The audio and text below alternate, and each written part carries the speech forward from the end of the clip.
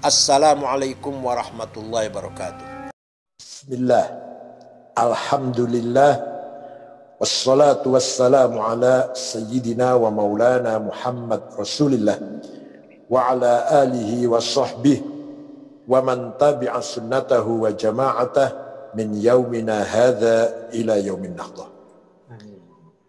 Hadaratil muhtaramin, ashabil fadilah, sadatil ulama wal masyayikh yang saya hormati, para rektor Universitas Negeri, wabil khusus Rektor UNES Akhil Azizil Karim, Bapak Profesor Dr. Fathur Rahman A'azzahullah. Amin. Dan para guru besar, para wakil rektor, para dekan, wakil dekan, seluruh para dosen dan umat Islam pada umumnya. Alhamdulillah, kita semua harus bersyukur umat Islam sangat dimuliakan oleh Allah dengan beberapa hal. Hanya agama Islam yang mempunyai ibadah syariah puasa 1 bulan penuh dengan aturan yang sudah baku dan sudah jelas. Hanya agama Islam yang mempunyai kitab suci orsinil 15 abad sampai sekarang tidak berubah, tidak bertambah, tidak berkurang 1 titik pun, jangan 1 ayat, 1 titik pun, karena dipelihara oleh para hufadz, para penghafal Quran. Siapapun yang mencoba merubah titik dalam Al-Quran langsung ketahuan oleh para penghafal Quran. Tidak ada agama yang mempunyai teologi yang jelas, rukun iman jelas, sejak 15 abad sampai sekarang tidak bertambah, tidak berkurang. Rukun iman 6, iman kepada Allah, pada Rasulullah, dan pada kitabullah, pada malaikat, kepada yaumul qiyamah, ayyamillah namanya, ayyamillah hari kiamat, dan qada. Jelas, tidak bertambah, tidak berkurang. Dan sepakat umat Islam dimanapun berada, beda penafsiran, beda kolaborasi itu, beda elaborasi itu biasa. Tidak ada agama yang syariatnya jelas, ibadahnya, ritualnya jelas. Contoh puasa atau sholat, dimanapun sampai kapanpun sholatnya orang Islam sama, 5 kali sehari semalam, rokaatnya sama, beda dikit-dikit hal kecil. Ada yang takbirnya sedekap, ada yang lurus, ada yang baca bismillah, fatihahnya, ada yang tidak baca bismillah. Sangat kecil, perbedaan sangat kecil. Tapi seluruh dunia sepanjang masa sholat 5 waktu sama, puasa sama, haji dan umroh ke Mekah, ke Arafah, ke Mina, Muzdalifah sama, tawaf Ka'bah, sa'i baina Safa wal Marwah sama, sepakati semuanya. Oleh karena itu kita harus bersyukur kepada Allah sebagai umat yang diberi anugerah agama yang sempurna, yang insya Allah iman dan Islam kita akan menjadikan kita selamat, bahagia di dunia wal akhirah. Amin. Sebelum kita bicara Al-Quran, saya bicara bulan Ramadan dulu. Bulan Ramadan, bulan yang suci. Di mana kesuciannya? Kesuciannya adalah di bulan Ramadan lah syahrus siyam, syahrus sabr, syahrul qanaah, syahrus zuhud. Kita dilatih oleh Allah, tarbiyah langsung dari Allah, agar kita mampu memiliki karakter, mampu mengendalikan diri kita sendiri, dilatih dengan sangat strength, dididik dengan sangat disiplin, dari imsak sampai maghrib, apapun, siapapun, dimanapun, kapanpun, tidak boleh makan, minum, dan lain-lain yang membatalkan dari imsak sampai maghrib. Ini merupakan tarbiyah ammah ilahiyah, pendidikan spiritual dari Allah yang sangat-sangat efektif untuk membangun karakter kepribadian kita semuanya. Sebenarnya pendidikan yang maksimal. Nanti kita ditambah lagi dengan puasa sunnah, dengan hal-hal yang lain, riyadhah, latihan, menggembleng diri kita sendiri, itu yang lain. Ini yang paling wajib dulu, yaitu puasa Ramadan. Tidak ada agama lain yang memiliki puasa seperti ini, seperti kita ini. Kemudian, jangan dikira bulan Ramadan itu bulan malas, bulan bermalas-malas, bulan yang tidak produktif, bulan membuat orang itu tidak produktif, malas kerja. Tidak, salah itu. Justru kalau kita lihat sejarah perang Badar, perang pertama kali antara umat Islam dan musyrikin tahun 2 Hijriah, jatuh pada bulan Ramadan tanggal 17, seperti hari diturunkannya Al-Quran. Dan alhamdulillah Rasulullah bersama sahabat yang berjumlah 314 orang saja bisa mengalahkan orang Quraisy, kaum musyrikin yang berjumlah kurang lebih 1000 orang. Kemudian Fathu Makkah, dikuasainya kota Mekah setelah Nabi Muhammad hijrah dari kota Mekah dengan para sahabatnya dengan rasa takut, dengan rasa ngeri. Kemudian tahun 8 Hijriah Nabi Muhammad SAW bersama sahabatnya berjumlah sekitar kurang lebih 15.000 masuk kota Mekah dengan penuh kemenangan. Kota Mekah masuk Islam semua jadinya, karena Nabi Muhammad memberikan ampunan, amnesti kepada seluruh penduduk kota Mekah, dimaafkan semuanya. Itu jatuh pada bulan Ramadan tahun 8 Hijriah. Ini luar biasa. Oleh karena itu bulan Ramadan bulan sangat mulia dan sangat produktif, bahkan bisa dibilang syahrul jihad, bulan perjuangan. Satu lagi contoh, Tariq bin Ziyad, seorang budaknya gubernur Mesir namanya Nusair, memberikan kepercayaan kepada Tariq bin Ziyad sebagai budak. Tariq, kamu saya bebaskan dari budak dengan syarat kamu pimpin pasukan Islam, waktu itu berjumlah 6.000 orang, masuk nyebrang ke Spanyol ya, ke Andalus. Siap.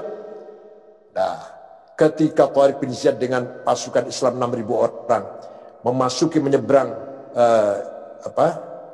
Laut Tengah itu, selat dari Maroko ke Spanyol, itu pada bulan Ramadan tahun 92 Hijriah.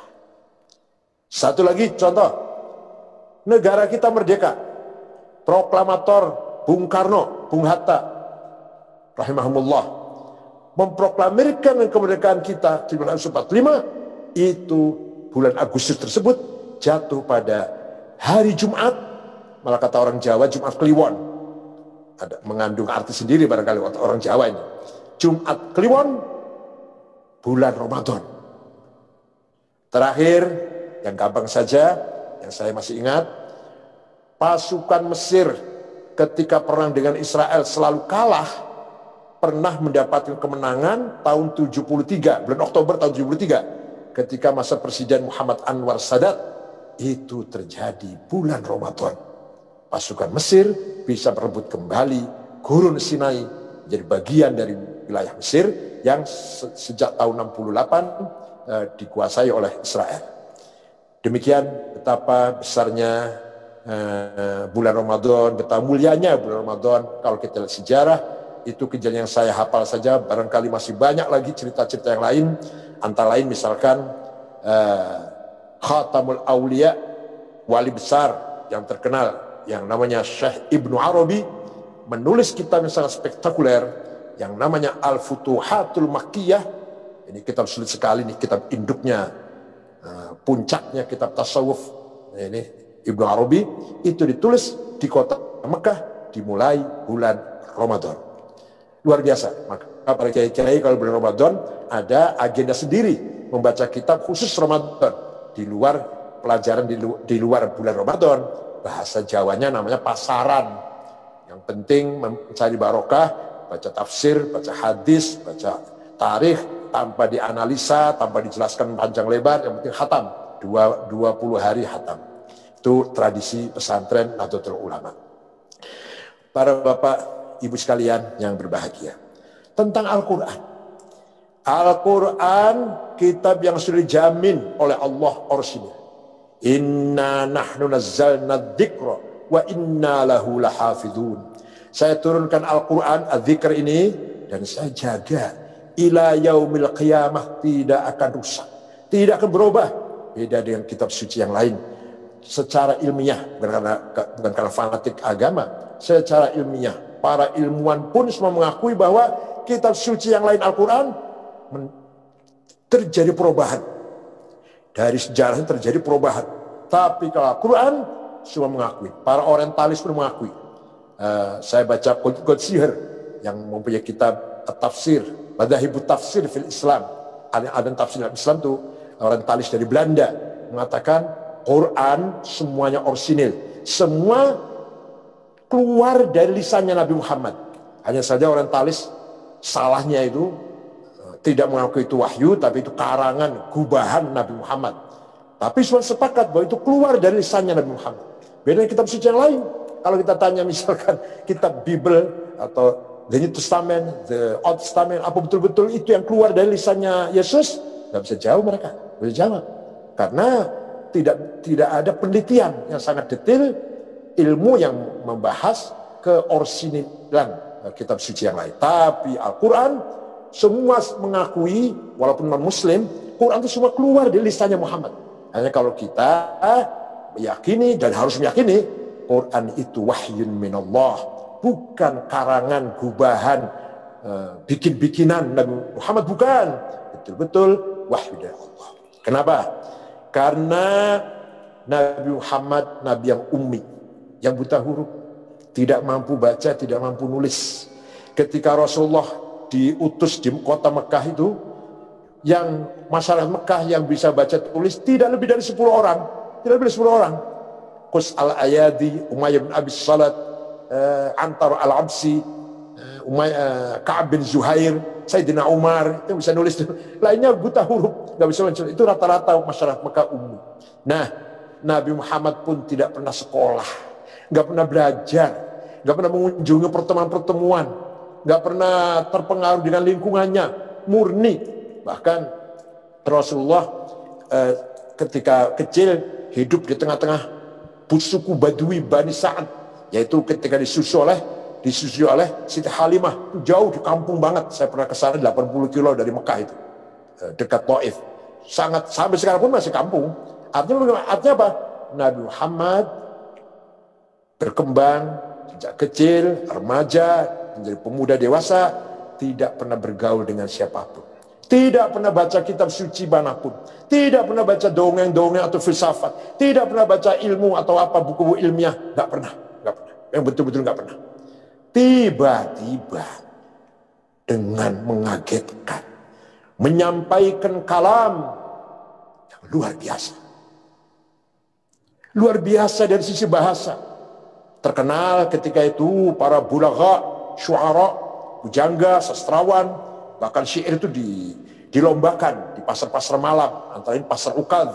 Sebelum musim haji kurang mulai Zulqa'dah itu 1 bulan ada pasar Ukad namanya, waktu zaman jahiliyah. Di situ terjadi lomba syair dari beberapa suku mengeluarkan syairnya. Nanti yang menang dapat hadiah. Hadiahnya kadang-kadang perempuan cantik lah, kira-kira itu. Nah, Nabi Muhammad mengeluarkan Al-Quran mengalahkan para syuara, para pujangga, para sastrawan yang ketika itu menang ketika lomba syair di pasar-pasar malam itu.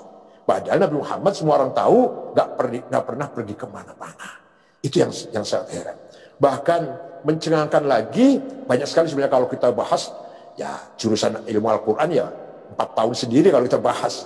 Antara lain misalkan, وَلِيَعْلَمَ الَّذِينَ أُوتُوا الْعِلْمَ أَنَّهُ الْحَقُّ مِنْ رَبِّكَ فَيُؤْمِنُوا بِهِ فَتُخْبِتَ لَهُ قُلُوبُهُمْ وَإِنَّ اللَّهَ لَهَادِي الَّذِينَ آمَنُوا إِلَى صِرَاطٍ مُسْتَقِيمٍ.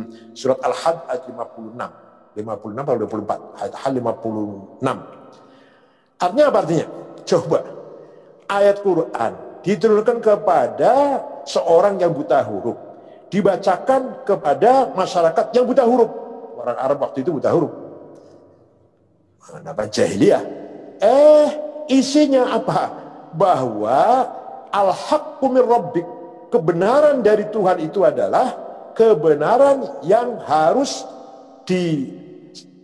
digapai, dihasilkan dengan metode ilmiah. waliya'lamal ladzina utul ilma annal haqqu min rabbik. Hanya dengan metode analisis ilmiah, rasional, logis, menggunakan premis-premis, itulah baru bisa mencapai kebenaran. Jadi 15 abad yang lalu Quran sudah mengatakan kalau kita ingin benar apapun, di bidang apapun, harus berlandaskan, berasaskan analisis ilmiah. Coba 15 abad yang lalu kitab suci lain nggak ada. Mohon maaf, saya S2-nya perbandingan agama, S2-nya. Kalau S3 tasawuf, S1-nya dakwah di Kiai Abdul Aziz, S2 di Ummul Qura perbandingan agama, S3 tasawuf juga di Ummul Qura. Nah, saya baca kitab suci yang lain yang versi bahasa Arab. Maklum, waktu di Indonesia, waktu di rumah, mana mungkin saya baca Bible, saya baca Rigwida, saya baca Taurat. Nggak boleh oleh orang tua saya macam-macam baca yang lain macam-macam, nggak boleh oleh orang tua saya, ayah saya. Kesempatan saya di Timur Tengah atau di Mekah itu saya baca semua kitab agama, Rigwida, Mahafad Gita, terus semua saya baca kitab Yahudi, protokol Zionis, dan kitab buku-buku orang Kristen. Tidak ada ayat kitab suci dari agama lain yang mengatakan kalau Anda atau kalau kita ingin benar harus berdasarkan ilmiah, analisis ilmu pengetahuan. Gak ada itu. Hanya Al-Quran yang mengatakan demikian. Itu disampaikan 15 abad yang lalu. Coba, merupakan mukjizat yang luar biasa. Dengan ayat ini saja merupakan dorongan, merupakan cambuk, targhib agar umat Islam menjadi umat yang maju, intelek, cerdas. Tidak boleh bodoh. Tidak boleh kita melakukan sesuatu dengan tidak berdasarkan ilmu. Dengan coba-coba misalkan mengikuti ajaran klinik, ajaran gnostik, mistik, nggak boleh. Harus dengan ilmu. Kita mau bertani, mau berdagang, mau berbisnis, berpolitik, bermasyarakat, apalagi menjadi rektor, harus pemikirannya ilmiah, rasional, logis. Tidak boleh cari dukun, tidak boleh berdasarkan gnostik, mistik, klinik, mimpi, dijadikan dasar, nggak boleh. Itu Al-Quran sudah mengatakan demikian. Dengan demikian lahirlah beberapa ulama, ilmuwan di dalam agama Islam dari masyarakat Mekah, masyarakat Arab yang kemarin masih buta huruf. Berapa tahun kemarin udah buta huruf, sekarang belum, tidak lama sudah menjadi bangsa yang maju. Ini contoh saja ini. Huruf Arab itu dulu tidak ada titiknya, ba, ta sama, jim, ha, kho, gak ada bedanya, nggak ada bedanya. Pertama kali orang yang terdorong untuk memberikan titik supaya ada perbedaan satu sama lain adalah seorang bernama Abul Aswad Ad-Du'ali yang wafat tahun 62 Hijriah. Nah itu dia bikin itu waktu itu tahun 50-an lah. Ada ba titik 1, ta titik 2, ta titik dan seterusnya. Ini kan berarti kan mendorong kecerdasan. Karena huruf Arab tidak sempurna, padahal huruf Arab menjadi tulisan Al-Quran, huruf Al-Quran yang akan dibaca oleh seluruh umat Islam di dunia. Ya kalau masa zaman Nabi Muhammad dan para sahabat bisa baca tanpa titik, bisa tanpa titik. Tapi untuk seterusnya pasti tidak bisa. Maka Abul Aswad Ad-Du'ali, ini muridnya Sayyidina Ali nih, murid dari Sayyidina Ali, menggagas titik wad'un nuqat 'alal huruf, menggagas titik huruf-huruf Arab itu. Sudah titik, masih bingung juga baca Quran ini kalau yang bukan orang Arab ya. Maka Imam Khalil bin Ahmad Al-Farahidi yang wafat tahun 175 Hijriah menggagas syakl, fathah, dhammah, kasrah, fathaten, dhammaten, kasraten, tasdid, sukun. Itu yang bikin namanya Imam Khalil bin Ahmad Al-Farahidi. Masih ada kesulitan baca Quran dengan benar. Rubba qari'il Quran wal Qur'anu yal'anuh. Banyak orang baca Quran, jangankan dapat pahala malah dapat laknat dari Al-Quran. Maka ada seorang imam namanya Abu Ubaid Qasim bin Salam tahun 224 menggagas ilmu tajwid, ilmu yang memperbaiki baca Quran, tajwid yang memperbaiki, ilmu tajwid tilawatil Quran. Barulah lahir terminologi idgham, ikhfa, idhar, qalqalah, mad lazim, mad jaiz dan seterusnya. Ya Allah, itu hanya dari sisi baca saja, belum dari sisi kontennya. Ada orang baca Quran salah. Innallaha bari'um minal musyrikin wa rasulih. Salah itu. Allah tidak melindungi orang musyrik dan tidak melindungi Rasulnya. Salah. Bacanya harus innallaha bari'um minal musyrikin wa rasulah. Jangan li. Rasulah, jangan rasulih. Kalau rasulah mananya Allah tidak melindungi orang musyrik, Rasul pun tidak melindungi orang musyrik. Lahirlah ilmu nahu, grammar, agar baca Qur'annya benar. Pengarang atau penggagas nahu adalah Imam Sibaweh atau Amr bin Kumbur. Belum tafsirnya. Memang sahabat Ibnu Abbas orang pertama kali mentafsir Al-Quran, tapi sangat kecil. Comot sana, comot sini, nggak sempurna nggak? Sayyidina Ibnu Abbas itu. Pertama kali seorang menafsir Al-Quran dengan sempurna 10 jilid. Imam Abu Ja'far Ibnu Jarir At-Tabari. Ini sekilas beberapa pengaruh Al-Quran yang mendorong lahirnya peradaban Islam, para cendekiawan, para ulama, belum ulama kedokteran, misalkan Ibnu Sina, belum yang matematik Jabir bin Hayyan yang menggagas aljabar, belum yang menggagas kacamata optik Hasan bin Haitam, belum lagi yang menggagas alat navigasi atau kompas pandom Ahmad bin Majid namanya. Vasco da Gama ketika keliling dunia pakai itu tuh, pakai bikinannya Ahmad bin Majid. Belum lagi yang menyelidiki penyakit cacar Abu Bakar Razi, menyelidiki peredaran darah dalam tubuh manusia itu setiap detik berapa, itu Abdurrahman bin Nafis. Sangat banyak sekali kalau saya ceritakan. Itu semuanya didorong oleh Al-Quran, semangat membangun peradaban. Para rektor sudah menyinggung ayat pertama, Iqra, artinya kita harus cerdas. Umat Islam harus cerdas, tidak boleh menjadi umat yang bodoh, yang terbelakang, tidak boleh. Nah, itu sekali seperti itu. Kalau sudah berilmu belum cukup. Nah ini, kalau sudah berilmu belum cukup. Terus ayat tadi apa? Waliya'lamal ladzina utul ilma annahul haqqu mir rabbika fayu'minu bih. Cendekiawan, para ilmuwan harus beriman kepada Allah. Apa artinya ilmu? Apa artinya teknologi? Apa artinya sains kalau tidak beriman pada Allah? Iman sangat prinsip dalam hidup ini. Coba, kalau orang menjadi orang tidak beriman, hidupnya hambar, hidupnya gak menentu mau kemana, gak ngerti apa yang harus dilakukan secara yang manfaat. Jadi kalau orang beriman menjadi kepribadian yang sangat luar biasa.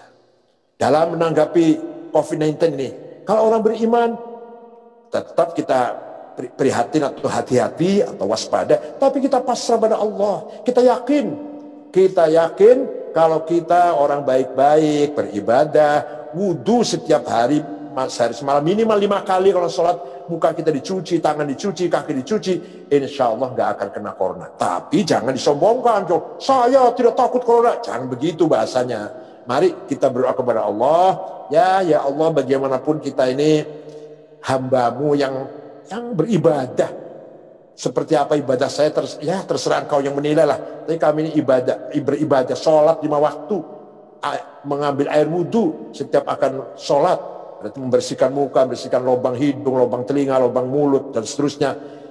Mudah-mudahan dengan harapan ibadah saya ini antara lain, bisa memang itu kewajiban, bisa menolak corona atau virus COVID-19 supaya tidak membahayakan diri saya. Begitu caranya. Bukan berarti jangan sombong, saya tidak takut corona. Itu sombong namanya. Sombong namanya. Berarti saya orang soleh, saya orang baik, maka saya nggak takut. Salah itu. Atau ada yang ngomong, kenapa corona datang? Karena kita tidak menggunakan sistem khilafah. Kalau kita bukan negara Islam, maka Ta'un datang. Dia nggak tahu sejarah itu. Ta'un itu ada dalam sejarah Islam ketika zaman Khalifah Umar bin Khattab. Sayyidina Umar mau pergi ke Damaskus. Di tengah jalan, begitu dekat kota Damaskus, dijemput oleh gubernurnya. Gubernurnya namanya siapa? Abu Ubaidah Amir ibn Jarrah. Termasuk sahabat 10 yang sudah diberitahu masuk surga. Kamu tuh pas masuk surga, itu 10 yang dikasih tahu. Abu Bakar, Umar, Utsman, Ali, Sa'ad, Sa'id, Talhah, Zubair, Abdurrahman bin Auf, Abu Ubaidah, Amir bin Jarrah.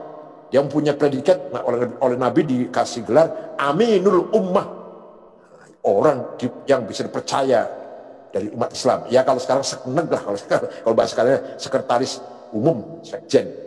Nah, Abu Ubaidah waktu itu jadi gubernur, mendengar Amirul Mukminin mau masuk ke Damaskus, beliau keluar menjemput, ngasih tahu, ya Amirul Mukminin, di dalam kota Damaskus sedang ada taun. Taun namanya taun Amwas, datang dari kota Amwas, Palestina Amwas. Banyak sudah meninggal. Sayyidina Umar merenung sejenak, ya saya kembali ke Madinah. Nah, gubernur bertanya, oh Anda berarti menghindar, lari dari takdir ya? Jawabnya Sayyidina Umar, saya lari dari takdir tertentu menuju ke takdir yang lain. Masya Allah, bijak sekali jawabnya. Kalau jelas di sana ada madarat, di situ ada taun, di situ ada bahaya, hindari. Itu sunatullah namanya. Nah, tapi kita pasti kalau menghindar pasti selamat, ya kita melari menuju takdir yang lain. Hanya kita belum tahu takdir apa. Yang jelas di situ ada bahaya, jangan didatangi situ. Di sana ada harimau lagi ngamuk, lagi marah, ya jangan didatangi, nanti kamu makan. Tapi kita pergi menghindar tempat bahaya itu, mencari atau lari menuju takdir yang lain. Itu kata Sayyidina Umar. Dan gubernur tadi, Sayyidina Abu Ubaidah Amir bin Jarrah, kembali ke Damaskus. Tidak lama, tak berapa harinya, beliau pun wafat karena taun itu, karena wabah itu. Jadi taun itu bisa membunuh sahabat yang sudah pasti masuk surga. Jadi jangan sombong kita ini dengan menyikapi taun ini. Ya tetap optimis, berharap dengan iman kita, tapi jangan sombong. Maka alhamdulillah kita warga Nahdliyin tidak ada kiai NU atau kiai pesantren yang sombong. Tidak, saya tidak takut corona, nggak ada, itu sombong namanya. Fayuminu bih. Jadi seorang kalau sudah berilmu, sarjana, guru besar, cendekiawan, harus beriman kepada Allah. Panjang lebar kalau saya bicara mengapa kita harus beriman, panjang. Mengapa harus Allah, mengapa harus satu. Itu semua ada masuk ke ranah teologi lah. Tapi kita harus yakin kita ini punya Tuhan yang menciptakan kita semua, yang mengatur tata kehidupan semua, mempunyai kekuasaan yang absolut satu-satunya. The absolute what existence, itu Allah. Kita harus percaya itu. Insya Allah hidupnya bahagia, selamat kalau kita beriman. Kalau tidak beriman, ilmunya, kepandaiannya akan membahayakan dirinya. Nah, kalau sudah beriman, seperti kita inilah, berilmu, beriman, kita para rektor ini, masih kurang Pak. Masih kurang kata Al-Quran. Satu lagi, وَلِيَعْلَمَ utul ilma annahul haqqu min rabbika fayu'minu bihi fatukhbita lahu qulubuhum. Satu lagi, yaitu ikhbatul qulub, khusyu'il qalb. Hati kita harus khusyuk, hati kita harus bersih, jernih. Ya Allah, luar biasa Quran ini. Ilmu sudah, jadi guru besar lah katakan, profesor doktor seperti saya ini dan seperti para rektor ini. Iman sudah, kita beriman pada Allah, sudah sholat, sudah zakat, sudah puasa, sudah haji, sudah. Itu tandanya orang beriman, tandanya. Satu lagi, hati harus khusyuk. Ya Allah. Nah, dalam masalah hati ini sebenarnya pendidikan yang paling mendasar, pendidikan karakter sebelum ilmu sebenarnya. Untuk sebagai dasar pendidikan, untuk sebelum ilmu, kita anak-anak didik kita harus ditanamkan hati yang bersih, hati yang jujur, amanah, diisi dengan wisdom yang arif dan bijak. Oleh karena itu, para kiai di pesantren paralel kalau melakukan pendidikan. Di samping ilmu pengetahuan, harus hafal ini, harus ngaji ilmu nahwu, ilmu shorof, ilmu fikih, juga dituntun oleh kiainya ibadah bersama, doa bersama, tafakkur, tadabbur bersama-sama. Bahasa Jawanya tirakat bersama dengan kiainya. Mudah-mudahan para rektor bisa seperti ini. Jadi bukan hanya menyampaikan teori pada mahasiswa, mengajak dengan lisan, dengan oral, tapi ayo mahasiswa juga diberi contoh oleh para rektor ini. Harus beri contoh, qudwah. Gak mungkin gak ada qudwah. Para kiai itu 24 jam di pesantren ditonton, dilihat oleh santrinya. Kalau kiainya salah, santri akan meniru kesalahannya itu. Kalau kiainya benar, kiainya rajin, kiainya perintah puasa, ayo bocah-bocah, anak-anak puasa nih ya, puasa Rajab, atau puasa Syaban, atau puasa apalah, puasa yang sunnah, itu kiainya sendiri puasa, bukan hanya ngomong. Ayo kita sedekah. Kiainya sendiri memulai, beri contoh. Itulah tarbiyah yang betul-betul pendidikan yang betul-betul efektif, itu dengan contoh yang berikan qudwah hasanah. Fatukhbitalahu qulubuhum. Ayat Quran yang lain bunyinya begini. Alam ya'ni lilladzina amanu an takhsha'a qulubuhum li dzikrillahi wa ma nazala minal haqq wa la yakunu kalladzina utul kitaba min qabl fatala 'alaihimul amadu faqasat qulubuhum wa katsirum minhum fasiqun. Surat Al-Hadid ayat 16. Apa artinya? Wahai orang beriman. Quran ayat ini yang diajak bicara orang beriman. Alam ya'ni lilladzina amanu, bukan orang yang luar, bukan. Kita. Dan ayat ini tidak bertanya kamu sholatnya sudah baik belum, kamu sudah zakatnya beres belum, kamu sudah haji umroh berapa kali, kamu bangun masjid berapa puluh, berapa ratus, kamu sudah bantu fakir miskin anak yatim berapa ribu. Bukan itu yang ditanyakan. Ya itu juga penting, sholat, haji, zakat itu wajib. Tapi ayat ini menanyakan apa? Wahai orang beriman, apakah belum saatnya kamu menjadi orang yang hatinya khusyuk? Yang ditanyakan itu. Bukan sholatnya berapa, hajinya berapa kali, umrohnya berapa puluh kali, nyantuni fakir miskin berapa miliar, bangun masjid berapa. Bukan itu yang ditanyakan oleh ayat ini. Kapan hatimu khusyuk? Hati yang selalu zikir pada Allah. Wa ma nazal haq. Hati yang menjadi tempat media bersemayamnya kebenaran. Wala yakunu kalladzina utul kitab min qabl fatala alaihimul amad faqasat qulubuhum. Jangan seperti umat-umat terdahulu, yaitu orang Yahudi dan Nasara. Mereka punya agama, mereka punya kitab suci, mereka punya nabi, mereka menjalankan syariatnya, tapi hatinya fasik, hatinya penuh dengan takabur, hasud, dengki, suudzon, adawah, baghdha, fitnah, riya, sum'ah, ngujub. Ya Allah. Maka mereka walaupun kelihatannya sholat, haji, puasa, zakat, baca Quran, kalau kita lah, itu sebenarnya wa katsirum minhum fasiqun, termasuk orang fasik kita ini. Kalau hati kita kotor, kalau hati kita isinya tadi itu, isinya namanya, kata Imam Ghazali namanya muhlikat, ektas negatif, takabur. Orang kalau hati diisi dengan takabur, sombong, tawaduknya akan hilang.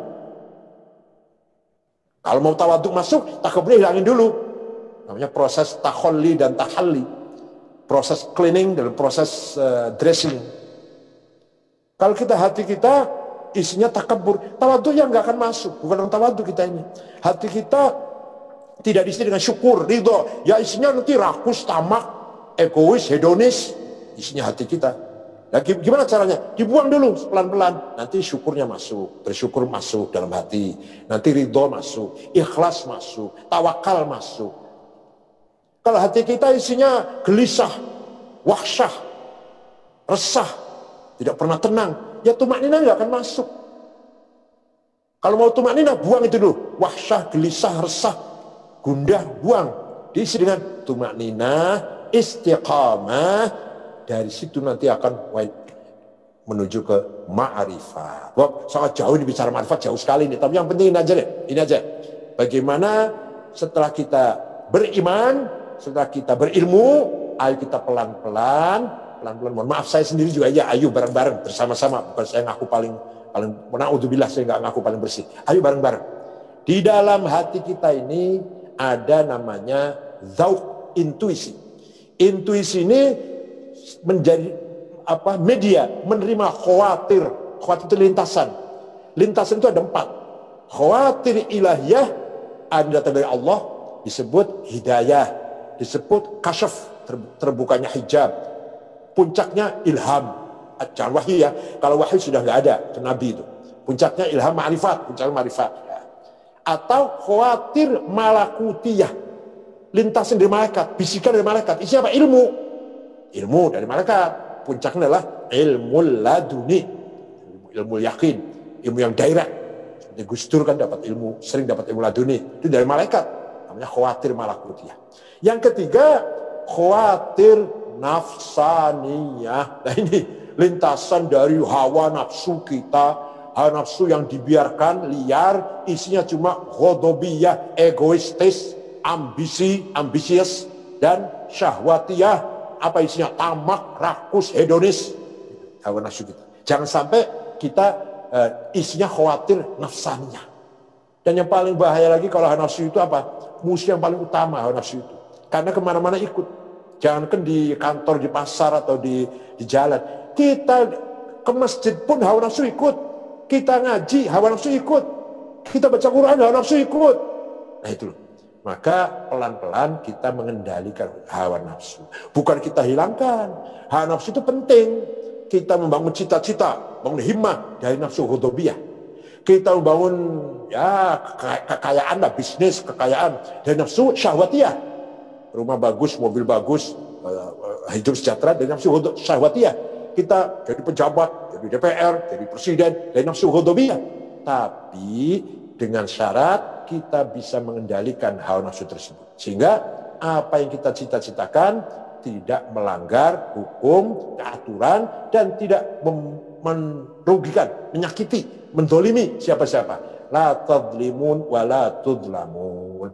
Silahkan jadi pejabat tinggi, silahkan jadi dapat kedudukan yang tinggi, silahkan kaya raya, asal la tadlimun wa la tudlamun. Jangan merugikan orang lain, jangan menyakiti orang lain. Mari kita bangun kehidupan kita dengan cita-cita yang sangat tinggi, silahkan. Itu namanya khawatir nafsaniyah. Yang terakhir, khawatir syaitaniyah. Namanya waswas. Kalau tadi khawatir nafsaniyah namanya hawajis bahasa Arabnya, bisikan hawa nafsu. Kalau bisikan setan namanya wasawis, waswas. Kita mau benar, kita mau lurus, kita mau bersih, kita mau jujur, digoda oleh setan. Yuwaswisu fi sudurinas, digelitik. Aduh, ambillah mumpung ini kesempatan, mumpung ada kesempatan, belum tentu terulang lagi, belum tentu akan ada lagi. Ambil dong, nggak ada yang tahu kok. Nah, ini namanya bisikan setan. Nah, setan ini harus kita lawan dengan iman, dengan tawakal. Kan begini, kita tidak bisa melawan setan kalau tidak pertolongan Allah. Makanya a'udzubillahi minasyaitonir rajim. Kita melawan setan itu harus mengucapkan billah. Harus minta tolong pada Allah, ya Allah, berilah kekuatan kepada kami untuk melawan setan. Yang setan menggoda dari semenjak kita dewasa sampai nanti mati, sampai sakaratul maut, setan akan selalu mengajak kita sesat. Kita maunya benar dari rumah, sampai di kantor kita salah atau melakukan kesalahan. Kita maunya jujur, akhirnya terjadi anggota DPR misalkan nih contohnya, saya nggak menuduh siapa-siapa. Setelah jadi pejabat, korupsi, khianat. Itu namanya godaan setan yang sangat luar biasa. Dan tidak akan henti-hentinya setan menggoda kita. Terus selalu majrodam, mengikuti aliran darah kita. Itu setan yang menggoda itu. Oleh karena itu sekali lagi, kalau kita benar-benar beriman, maka kita harus ikhbatul qulub. Hati kita mari kita jernihkan, kita bersihkan. Caranya bagaimana? Barangkali ada yang tanya, caranya bagaimana? Caranya belajar. Kalau hari ini sholat kita belum khusyuk, coba belajar 2 rakaat atau 1 rakaat. 1 rakaat khusyuk, 1 rakaat khusyuk. Nanti yang 2 rakaat lagi gelabiar, atau yang 4 rakaat, yang 3 rakaat lagi gelabiar, nggak apa-apa. Belajar 1 dulu. Nanti bulan depannya lagi 2 rakaat khusyuk. Bulan depan 3 bulan lagi 3 rakaat khusyuk. Misalkan lagi biasanya kalau pembantu salah dikit saya bentak. Coba belajar jangan bentak. Coba belajar hari Senin. Hari Senin jangan bentak, jangan marah. Coba hari Selasa marah silakan. Kalau ada orang salah marahin lah. Tapi hari Senin enggak. Coba istri marah enggak marah, istri cerewet enggak marah, supir salah enggak marah, pembantu keliru enggak marah, di kantor ada orang salah enggak marah hari Senin. Nah, nanti minggu depan atau bulan depan Senin dan Kamis enggak marah. Itu namanya belajar. Namanya tarbiyatun nafas, tazkiyatun nafas. Kita mendidik karakter kita sendiri. Nah, oleh karena itu sekali lagi ikhbatul qulub, kejujuran wisdom yang ada dalam hati, mempertebal ya bahasa modernnya ma'rifat lah, atau usaha upaya kita semaksimal mungkin agar kita betul-betul masuk ke dalam golongan ihsan yang hadir di depan Allah, atau saat Allah hadir di depan kita. Yang sekarang kita butuhkan. Seorang ilmuwan, seorang tokoh masyarakat, seorang pendidik, seorang pejabat, semua membutuhkan ikhbatul qulub, hati yang bersih, jujur. Ini yang paling sulit dicari. Terakhir, mari kita semua yang belum bisa baca Quran, mari kita sebagai orang Islam harus bisa baca Quran. Belajar, jangan malu, jangan minder, walaupun sudah tua. Walaupun misalkan dosen guru besar tadi baca Quran akan menjadi pendamping kita, akan memberikan syafaat nanti di akhirat, akan menjadikan penyelamat bagi kita, cahaya di kuburan kita, di makbaroh kita nanti di alam barzakh, akan menjadi berkah hidup kita kalau kita baca Quran dengan benar. Kalau belum benar, belajar. Alhamdulillah kalau syukur sudah benar semua. Yang belum benar baca Quran, tajwidnya panjang pendeknya, walaupun sudah tua, walaupun sudah guru besar, jangan malu-malu. Ayo belajar pada ustadz, pada guru yang baik. Di Semarang, di belakang hotel Gumaya ya, hotel apa itu? Itu ada Qaryatul Quran di Semarang itu. Satu desa itu pesantren Quran semua itu. Belakang hotel Gumaya ya, ada hotel Gumaya namanya ya. Saya kira itu, kalau nggak salah. Nah itu ada Qaryatul Quran. Desa itu isinya pesantren kecil-kecil, semua tahfidz Quran. Monggo sebagai bekal hidup kita fid dunya wal akhirah. Pegangan kita nggak ada lagi. Coba kita renungkan sebagai pelajaran sangat terang benderang, yaitu COVID-19. Tidak ada gunanya uang, nggak ada gunanya Mercedes, nggak ada gunanya pesawat terbang. Semua ketakutan, semua jungkir balik semua orang ini. Apalagi Amerika sudah 80.000 lebih yang meninggal. Inggris juga puluhan ribu, Prancis, Spanyol, Italia. Alhamdulillah kita belum ada 1.000 atau katakanlah 1.000, masih jauh dibanding dengan negara yang lain. Negara Islam itu yang banyak cuma Iran, yang lainnya ratusan lah, seperti Indonesia ini. Tapi Amerika 80.000, Prancis, Spanyol, Italia. Itu merupakan pelajaran yang sangat berharga langsung dari Allah. Kita nggak usah bicara gosip yang semacam teori konspirasi atau apalah. Itu memang bocor dari laboratorium Cina itu urusan politik. Yang penting, yang jelas ini adalah merupakan pelajaran. Mau'idhah, peringatan, tadhkirah dari Allah langsung. Harus kita terima, harus kita sabar, tahammul qada. As-sabar tahammul qada. Sabar itu adalah menerima ketentuan dari Allah. Nah, kali ini lagi coba dengan COVID-19 di bulan puasa ini. Mari kita terima. Insya Allah puasa kita akan lebih berlipat lagi pahalanya dengan keadaan COVID-19. Mari berdoa bersama-sama kepada Allah. Bismillahirrahmanirrahim. Alhamdulillahirabbil alamin. Allahumma salli salatan kamilatan wa sallim salaman taman ala sayyidina Muhammadin alladhi tanhallu wa tanfarij bil qurab. Amin ya Allah. Allahumma hawaij nabil ghaib husn khatim astasqabil majil karim wa ala alihi wa sahbihi. Ya Rahman, Ya Rahim, Ya Qawi, Ya Matin, Ya Fattah, Ya Alim, Ya Razzaq, Ya Karim, Ya Hayy, Ya Qayyum, Ya Ghiyathal Mustaghithin. Aghithna wal muslimin. Tolonglah kami dan seluruh umat Islam ya Allah. Allahumma ta'ala sirrana wa alaniyatana taqabbal ma'dhurana wa ta'ala muhajatina fa'tina su'alana wa ta'ala anfusna faghfir lana dhunubana. Allahumma ya نور قلوبنا كما نورت الأرض أبدا يا ذا الرب. Ya Allah, bila cahaya dalam hati kami dan hati anak kami, cahaya iman, cahaya iman kepadamu ya Allah. Cahaya kita akan mendapat kebahagiaan di dunia wal akhir. Amin. Allahumma na'lamu bi'annaka antallahu la ilaha illa antal ahadus samadul ladzi lam yalid wa lam yulad wa lam yakul lahu kufuwan ahad samawati wal ard an tuwaffiqana wa auladana bil a'malis shalihah. Beri kekuatan mereka beramal soleh, berlaku baik ya Allah. Beri kekuatan bagi anak-anak kami menjadi orang berlaku soleh, beramal soleh. Bantah fadlana wa iyyahum bihamdihim saqal balaya bantaj'alna farajan wa makhraja ya wal akhirah. Rabb yassir wa la tu'assir bil khair.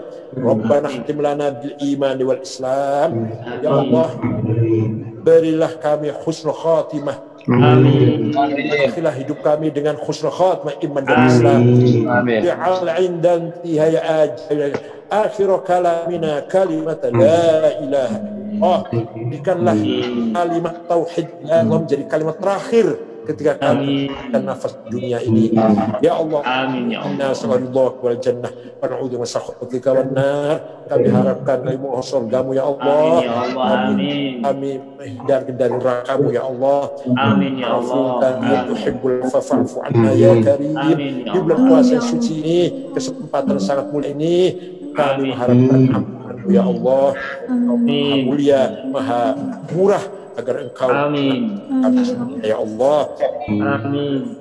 Ya hasanah fil akhirati wa qina bannar ya talataf wa la yush'iranna bikum ahada dzalik amin ya Allah. Sayyidina Muhammad sallallahu alaihi wasallam wassalamu amin alamin.